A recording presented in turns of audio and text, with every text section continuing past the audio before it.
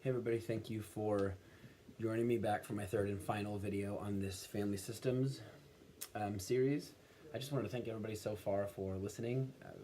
Talking about family systems and working with family systems is something I'm really passionate and excited about. So I just appreciate you listening, hearing what I have to say. I hope that in some way this has helped you or will continue to help you on your journey toward growth. In part one of this video series, we talked about linear versus circular causality. We talked about homeostasis, our desire for belonging, and why doing our work matters. Part two, we talked about how crucial the idea of differentiation is, and how to sort of identify warning signs in unhealthy family systems, and how you can start the work to heal and grow. Family systems is such a complex topic, and there's so many parts interwoven and so many ideas and theories on it. But today I wanted to finish up by talking about some of the ways that it helps me in the therapy room, even if I have only one person with me, not a whole family or a couple. So one of the biggest ideas that I think are really important for me as a therapist is this idea of content versus process. Content is basically what somebody is talking about. Process is why somebody is talking about what they're talking about.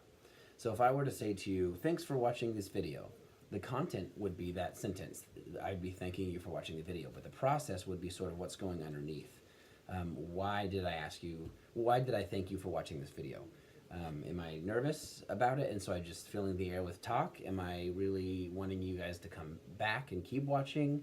There's all sorts of things that can come from inside me that lead me to say that. And so that's basically what process versus content is. If content's the tip of the iceberg, process is everything underneath that. And it's such an important part of therapy. As a therapist, I'm trying constantly to not look at the actual content, but step back and look at the process on what's happening with what somebody's saying in my office. And one of the biggest reasons therapists play such a different role maybe in people's lives than just a friend is that therapists are trained to look at the process. When you're talking with a friend about something in your life that's hard, a lot of times all they're focusing on is the content.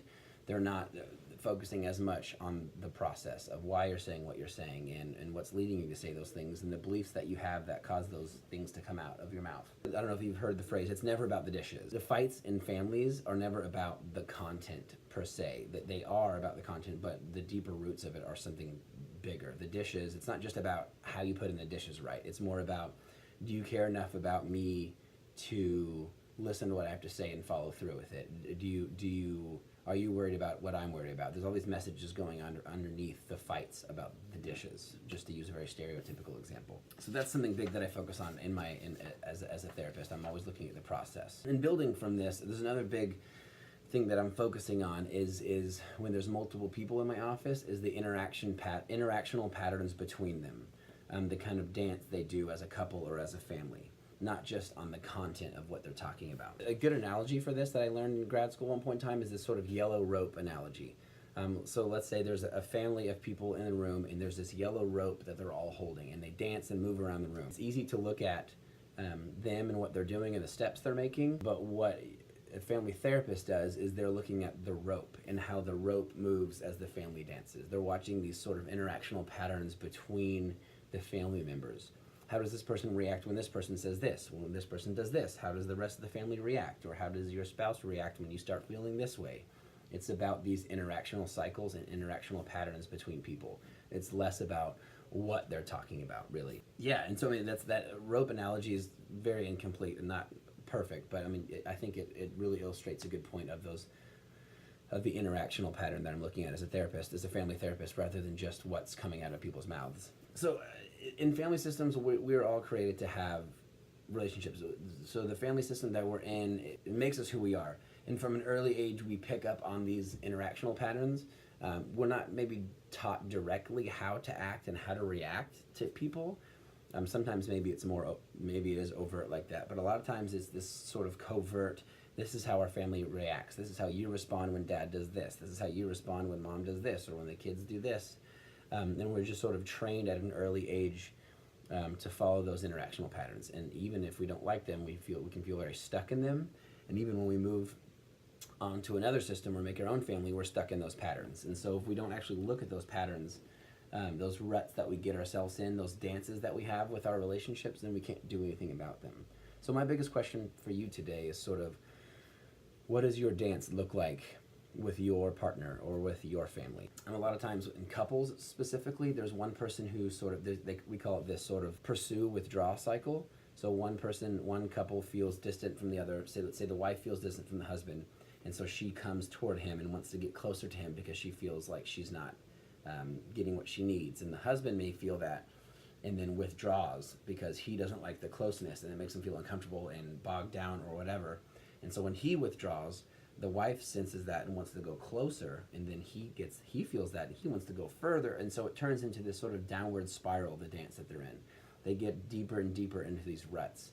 I mean, that's just one example of many. So I want you to ask yourself, if you're watching this video, what do the dances in your relationship look like? What do the dances in your family look like? How are people interacting with each other? How are you responding to things that are happening? What part are you playing in your family system in this cycle? Sometimes what I like to do with clients is this exercise. I'll take an object, usually this sort of elephant statue that I have in my office, and I put it here in the middle and I say, this is the problem. You guys aren't the problem, this is the problem. Every one of you in the family or in the couple, in this relationship, like, you have a hand on this problem. What part are you playing? And that's a good way to sort of externalize the problem and have people see more easily what their part in the problem is. It's just because and they start to see how it's this interaction, and they're all doing a part to keep the problem sort of going. I mean, it's such a vital part of the healing process is seeing the content versus process, seeing the family interactional cycle, and sort of taking your eyes and shifting them away from the content and looking actually toward the process and the interactional patterns with families. That is what I'm trained to do more than anything as a marriage and family therapist, and that's where I believe a lot of the healing happens. Because if we can't see these patterns that we're in, then we can't do anything about them. And I really enjoyed doing this series so far. I hope that you guys have all gotten something from it, been able to grow just a little bit, or been able to change a little bit, or push toward difficult things in your family, or learn more about your family or yourself, because I'm so passionate about people growing and being the best version of themselves possible. And I think that happens in a big part with seeing all these family systems concepts and starting to learn about yourself and where you came from and your family and knowing who you are. The more you know who you are, the more you can change that, and the more you can choose to be who you want to be. I appreciate you guys listening. I hope you found value in this. I'm thinking there'll be another series coming soon, something else. I'm not sure exactly what it is, but I look forward to doing that. Look forward to you guys asking questions, interacting. If you're curious, feel free. I'm more than willing to take part in that. Thanks, guys. Appreciate it. It's been fun. Thanks.